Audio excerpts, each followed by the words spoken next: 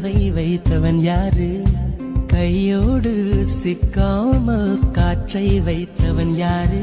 இதை எண்ணி எண்ணி இயற்கையை வியக்கிறேன். எட்டாத உயரத்தில் நிலவை வைத்தவன் யாரு?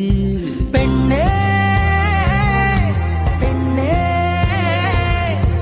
பூங்காற்றை அறியாமல் பூவை திறக்க வேண்டும்.